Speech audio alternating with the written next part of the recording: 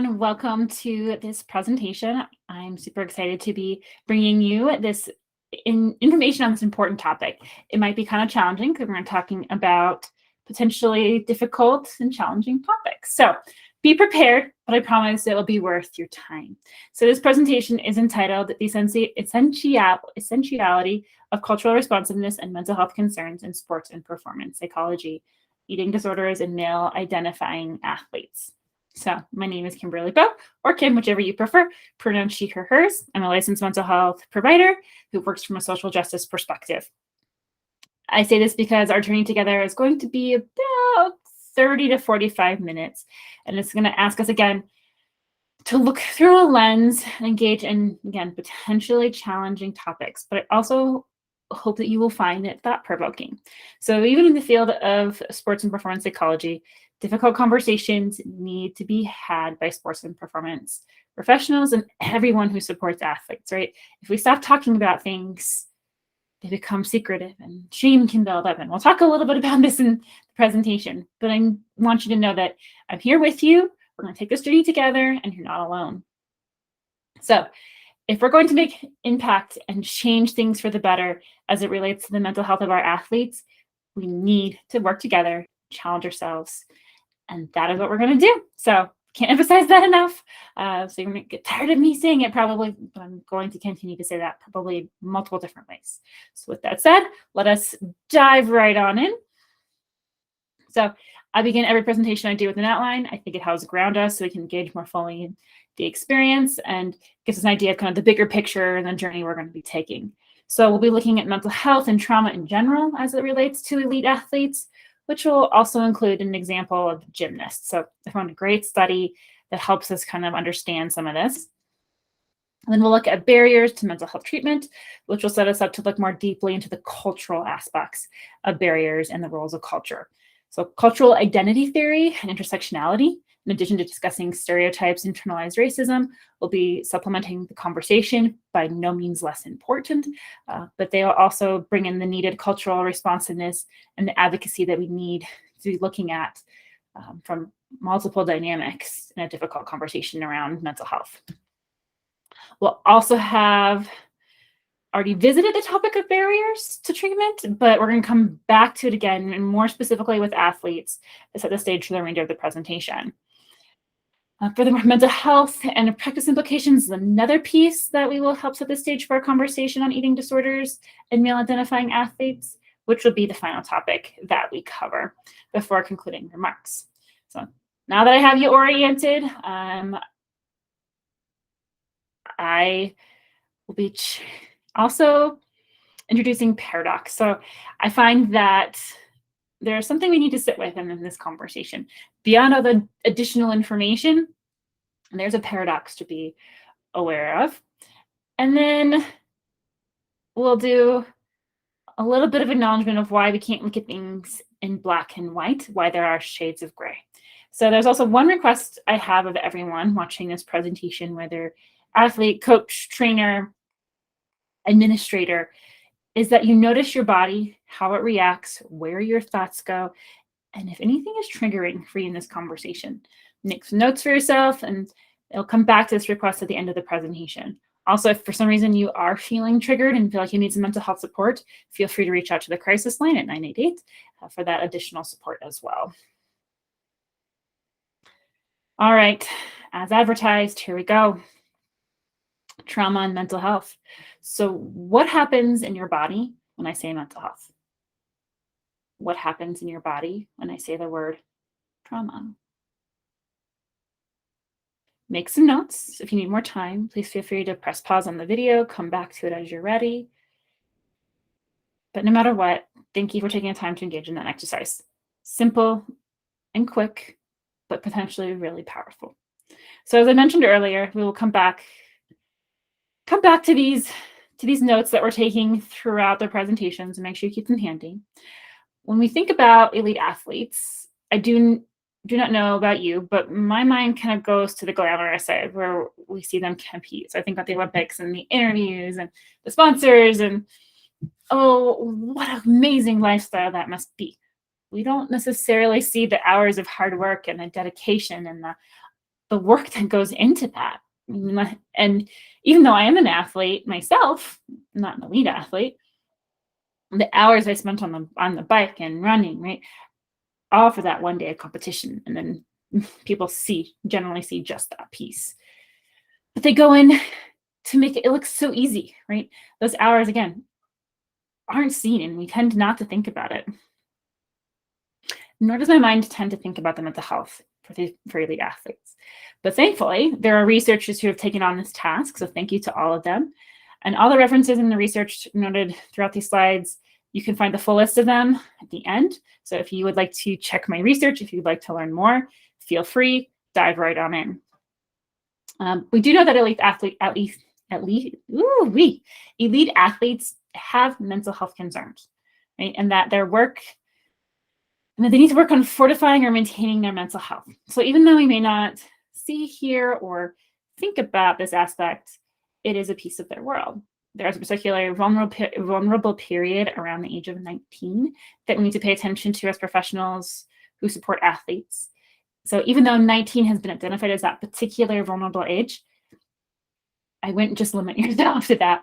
I would keep monitoring athletes of all ages, littles all the way up to masters athletes, as athletes do tend to seek help outside the medical team, or maybe not at all when it comes to elite athletes.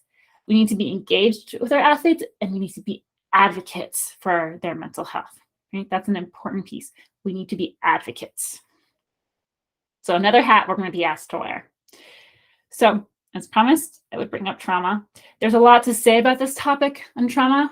There's like more than one presentation's worth of information. We don't have the time, so I'm not going to go into depth, but I do want to bring up an example to give us kind of a taste as it relates to athletes and their experiences in a sport. So in a study conducted by Salem and Winter, they recruited retired elite female gymnasts who were exposed to various forms of maltreatment. The careers lasted between 8 to 15 years, which is important to note as it speaks to the length they may have been exposed to the maltreatment. Three themes emerged from the data. These themes are what we went through, how it's affecting us now, and will things ever change? So what I found striking about that is that these themes is how they cover past, present, and future. So we're covering almost an entire period of time. So I also found it interesting that they brought up concerns about how the system continues to potentially reinforce their experiences for other athletes. Which, again, please take note. This is happening. These gymnasts experience various forms of maltreatment that left lasting psychological impact. No athlete should ever have to experience what these gymnasts did. You may also notice a note about attachment theory. The researchers did not ignore the role that attachment played. Attachment has been implicated in affecting many aspects of our lives, but that's a conversation for another day. So attachment in and of itself is a whole other topic of conversation. So now that we have our foundationally, it's time to look at what affects athletes' mental health and some of the common concerns that arise. I'm not going to read every item on the list that you see on the slide. That would not be potentially worth your time, but I'm going to highlight a couple. So if you would pause the video and read the list, please feel free to do so at your leisure. The first one I want to point out to and highlight is the numerous transitional events. That includes not only the ones that we may experience in the athletic setting, but that combines the ones that athletes may experience in their personal lives. And these transitions add up. And so transitions can be graduation from high school. They can be transitions between grades. They can be transitions between life events. They accumulate faster than you think. And they can bring up many emotions and many thoughts, like grief and worry. The next one that I want to bring up, and that is not acknowledged and potentially as much, but I think it's getting to that way, is the unacknowledged and unresolved past adverse childhood experiences. So there was this big ACE study. If you want to look into that, I highly recommend to see what ACEs are. It might just inform your work. And the more I learn about the trauma, the more I personally also understand how much these ACEs, these childhood adverse experiences, impact people throughout their lives. So in general, childhood trauma needs to be treated by someone who really understands trauma, neuroscience, and attachment, right? Especially if it happened during childhood. We have childhood trauma. That's pretty specialized and definitely takes someone who really understands that to help work through that process. But it's something we need to take seriously for our athletes. And again, when I asked you to wear that advocate hat, here it is again. And finally, I want to point out relationship between self-talk, mental health, and sport and performance. So as they struggle with mental health issues, our self-talk can become more defeating. For an athlete, that impacts their performance, how they go through their daily lives. You can see it kind of across the board. And before we leave this slide, I'm going to quickly point out that eating disorders need this list as well. So as mentioned earlier, again, we come back to this outline. That's why I kind of laid this course for us. We're going to look at the barriers to seeking mental health treatment. There are a few in this list that do not surprise me in the slightest, and I'm guessing there are a few that do not surprise any of you. The classics of stigma surrounding mental health, busy schedules, low mental health literacy. Well, so many of these are easy to understand. I want to focus on the cultural influences, which I will build on in the subsequent slides.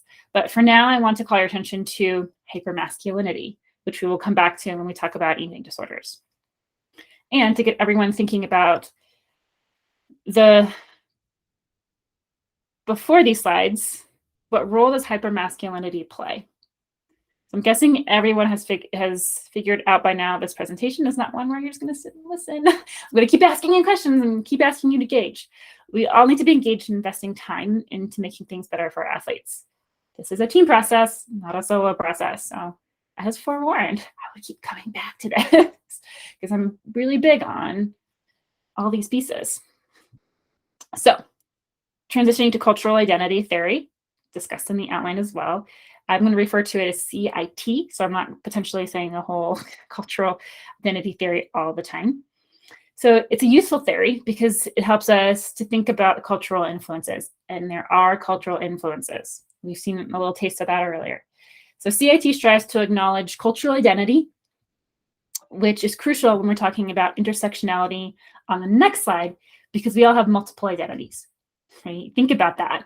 So you can identify as a woman, a man, you can identify as cisgender, you can identify as white, black. There are multiple identities. You can also identify as a professional. You can identify as child. You can identify as mother. We hold all these pieces within our one self. All right, so what is CIT? I'm going to break that down quickly. I highly recommend that you dive more into this on your own and really understand it, because I think you'll find it also very valuable.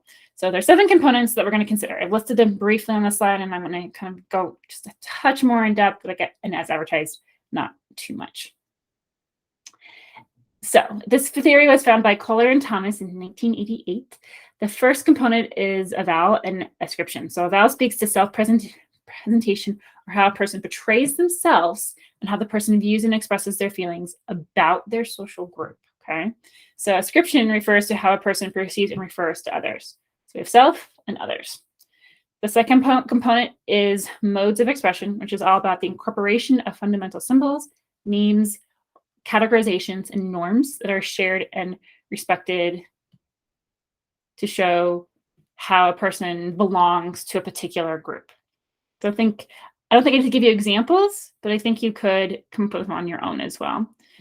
Distinguishing types of identity is the third component, and one that I think can easily be forgotten depending on the culture in which you were raised and how one understands privilege and power. So individual identity is about how we understand cultural identity based on our unique experiences, while relational identity focuses on how people cooperate with each other. So think about if you were raised in an individualistic society, or if you were raised in a collectivist society, where you value the collective or you value the individual first. Which is why I said maybe there's some power and privilege pieces there. All right, so then finally, communal centers around how the community is used to create, affirm, and negotiate a shared cultural identity. The long-term and altering aspects of identity components include the influences of financial, political, situational, and social factors. So just for a moment, feel or reflect on the complexity that surfaces when constructing an identity. So I kind of alluded to this earlier, so come back to it. Think about how those different identities live and sit together. Is it simple? Is it complex? Is there something in between? My gut, like I said, is there's some complexities to how these all interplay. So the next component or components are the affective, mental, and behavioral processes of identity. So one's affective piece speaks to the emotions a person experiences in a specific situation, whereas the mental and behavioral pieces speak to the mental experiences and the exhibited behaviors. One additional thought I would add is, how do we pay attention and notice if we are in congruence or an incongruence with an athlete? And is that something we need to be watching for? So congruence. Are we connecting kind of in the same space, or are we incongruent where we're kind of butting heads, for lack of a better way to put it? This is something for all of us to reflect on, and you may see why it can be important in the coming slides to kind of see this, why we might want to come to congruence versus trying to be incongruent. So content and relational levels address the social exchange between two or more people when the message is in of itself shares both data and substance. So information transfer has multiple levels. We tend to focus on the content, but there's energy exchange. There's all these different levels, vibes, experiences underneath. So another point to reflect on is, are there many levels on which messages can be conveyed? I just gave you a few examples. Here's a chance for you to reflect on and add some more levels. How can things be conveyed? Maybe an athlete doesn't show up. Maybe an athlete is in the gym 24/7. Think about what that conveys. And of course, as you would know, my answer is I would argue, yes, there are multiple levels. So there are verbal and nonverbal levels, but even those can be broken down. So again, keep reflecting, keep breaking them down.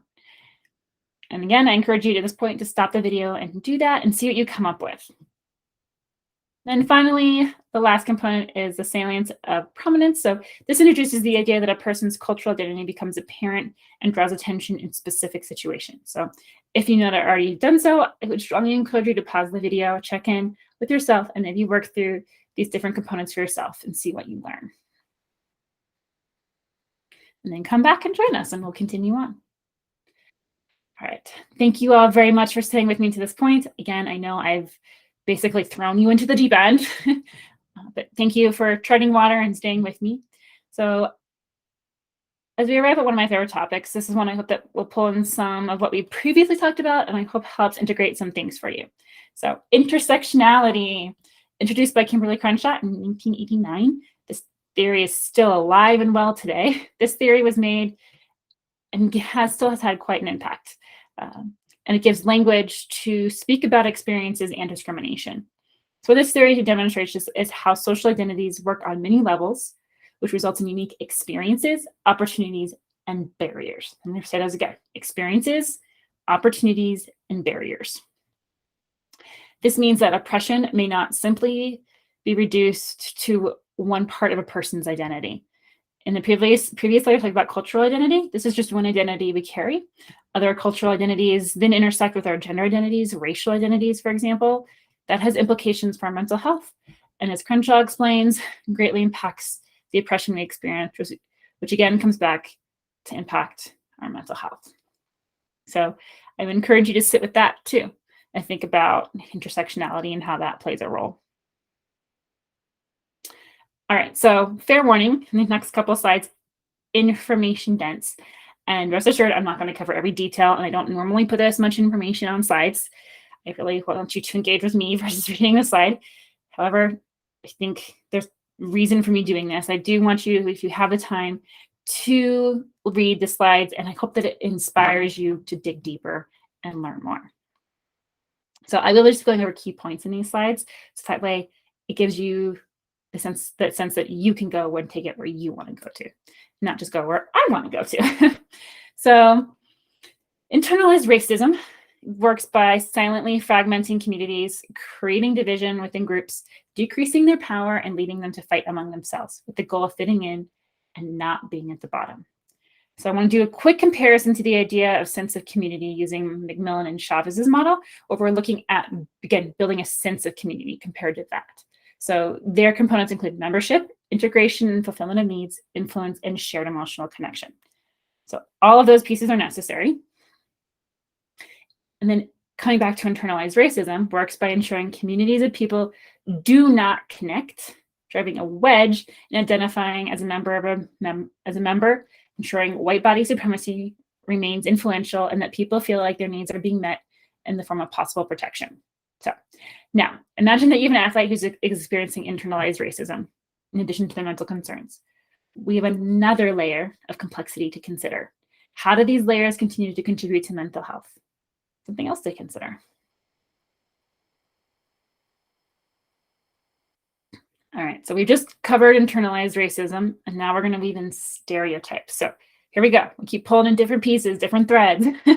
So again, as alphabetized, another information pack slide. Read it if you'd like at a later date. Right now, pay attention to what I'm saying as well. So there are a couple more like this coming again. So just again, trying to set some expectations. Stereotypes have been alluded to throughout the presentation, but now we need to confront stereotypes head on. Both positive and negative stereotypes have an impact. I know sometimes you think positive stereotypes, oh, those are like, no, they have an impact. The slides discuss how they interfere and how detrimental stereotypes can be. Rather than me talking at you, I might be more beneficial to engage in another activity. Surprise, surprise, right? Take a moment, pause the video if you need to. List every stereotype that you can think of as they relate to sport and mental health. Stereotypes do impact our mental health and whether we access support. So take that minute, list those stereotypes. You may not come up with them all. Feel free to also use Google to support you as well. I'd rather you go where you find inspiration, and then push play when you're ready. All right, so I'm acknowledging a bit of a hard transition to get us into coming back to the barriers to athletes. So getting us back to how are athletes stymied in terms of accessing support. So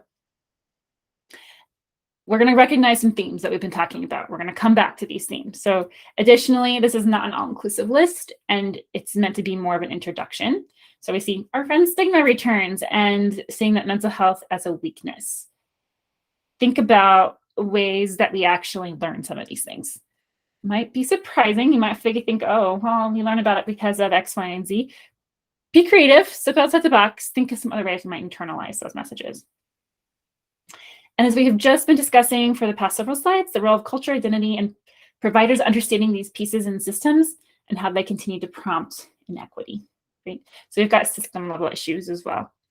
A bit of a soapbox moment coming up, I admit. But this is why we spent so much time discussing identity, culture, race, and related topics, because they play such a big role in mental health and treatment. Didn't say I didn't warn you. Gave you a heads up that I'd be hammering some of these points in. Okay, next. So when I was doing research for this presentation, I came across an interesting article that contained 3 recommendations that I thought would be worth sharing as we get closer to transitioning to looking at eating disorders and male identifying athletes. The first recommendation, mental health literacy intervention should be based on detailed knowledge of the developmental, cultural, and social issues related to sport participation and systemic issues within the sports setting and organization. Great.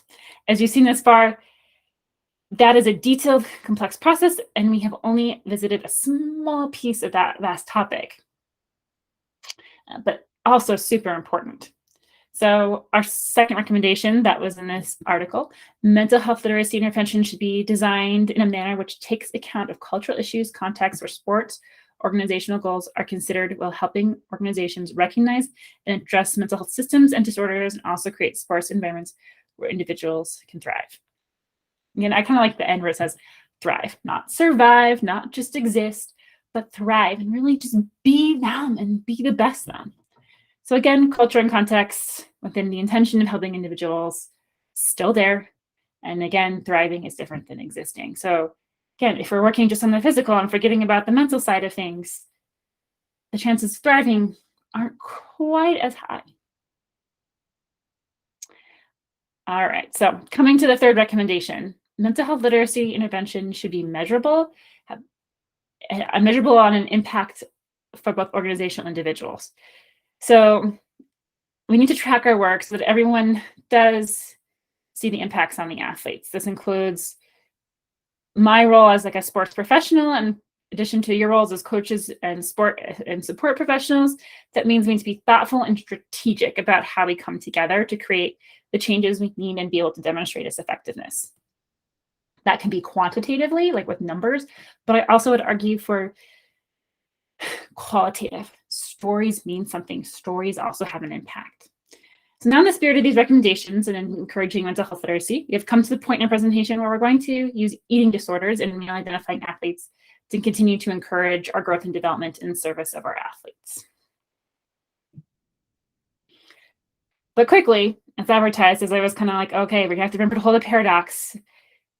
We're going to come to that paradox. So paradox is one we're going to have to sit with, but I hope that it also instills a little hope too, because I think we've been looking at going, oh gosh, this is, but we also need to remember the other side of things, because hope is critical as we talk through challenging topics. So the second bullet point on this slide highlights that our athletes are experiencing sexism, racism, homo and transphobia, and ableism. The third bullet point demonstrates the power of sport to foster positive relationship, representing just one of the many amazing benefits of sports. This is the hope that I want us to remember and hold on to, and it is necessary to sit with the paradox of benefit and harm. Here is another moment where you can pause the video and reflect on paradox. I would even encourage you to continue to reflect as you engage with your athletes, right? Remember, paradox is not something that's always easy to sit with, because it can create cognitive dissonance. How do these two things live in the same space? Especially like I said, there's some benefits of sports, and we all know them, and then the harm that can be done within the systems and that exist, right? How do those two live side by side? So I would continue to encourage you, not just pausing here, but continue to reflect on that, please. So again, it will come up to no surprise to many of you at this point that there are other systems and contexts at play that need to be considered when looking at eating disorders. So the example that we're going to be exploring today is how low income and minority communities compare to middle and high income and predominantly white communities. So what does the research tell us? Of course, we're going to go back into the research, which is an important thing. So low income and minority communities, when compared to middle and high income and predominantly white communities, tend to have more convenience stores selling predominantly highly processed, energy-dense foods with little access to fresh produce. And they tend to have fewer supermarkets carrying a variety of nutritious food, often at a lower price. All right, and then so supermarket prevalence differs by race and ethnicity as well. So predominantly white neighborhoods have great access, where Black communities and predominantly Hispanic neighborhoods have the fewest. So white, Black, and then predominantly Hispanic neighborhoods in that order. So there are distinct differences in healthy food access, and these disparities in health food access have been linked to higher levels of overall eating disorders and the pathology. So we arrive back at the need to consider how different identities, circumstances, and environments combine to influence mental health in our athletes. All right, here we go, diving head on in. So as potentially debilitating disorders, eating disorders and male identifying athletes have consequences physically, emotionally, as well as on our athletes' performance. So again, you can read this slide for my detailed breakdown, but I'll highlight the degree of the difficulty in the diagnosis. Because shame, secretiveness, and sex-related stigma are 3 reasons why it's hard to identify. As promised, we're coming back to that shame piece, right? Shame is insidious. Looking at these 3 reasons, we can see how culture and identity play vital roles. Finally, when it comes to body image, we are looking at a multidimensional construct with physiological, psychological, and sociological components. What does this mean to us? All the different cultures that athletes interact with that provide specific messages within these 3 dimensions, thus furthering the risk, right? So we need to be paying attention to that, because if you've got things coming at you from all different directions, woo-wee. So think about how the combination of the dominant culture expectations of body image, the sport expectations of body image, and the cultural expectations of body images could interact to potentially increase risk.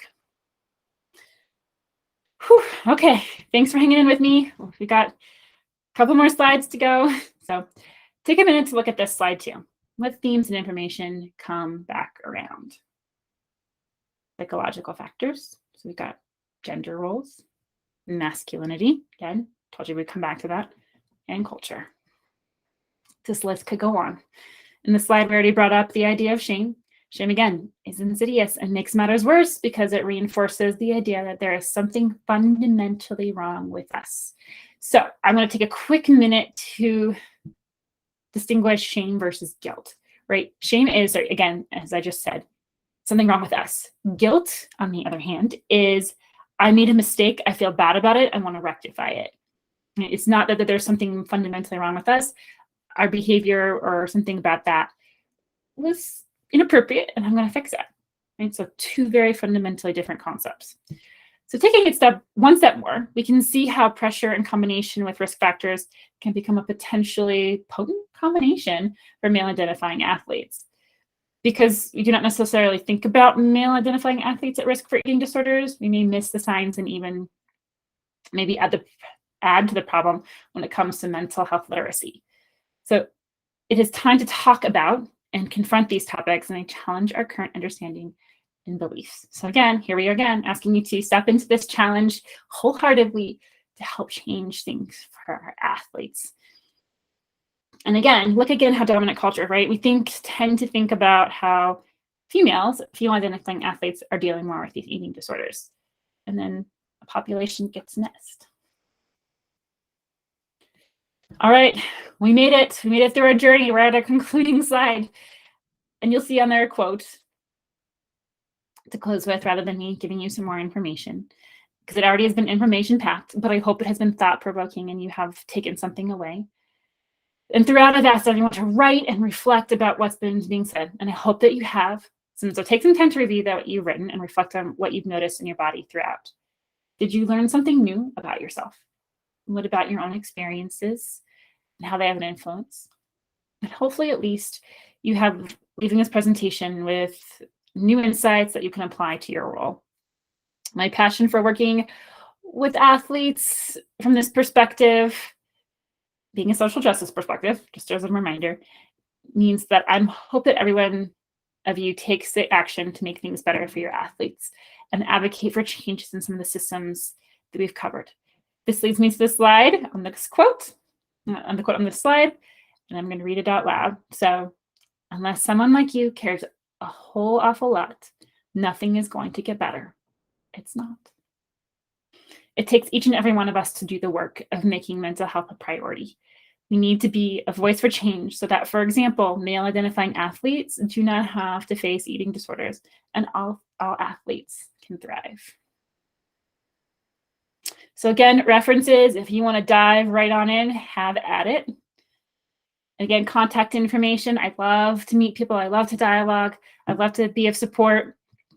So please feel free to reach out. All these links for social media, if you'd like to follow me, are down there. So that way you have access to them. You don't have to try to copy off a slide. But anyway, thank you so much for joining me today. I know I just threw a whole lot of information at you in a short period of time. I do hope you have found it valuable. Thank you for taking an interest in this topic. And I look forward to either hearing from you, meeting you in the future, or connecting with you on social media. For now, thank you so much. Bye.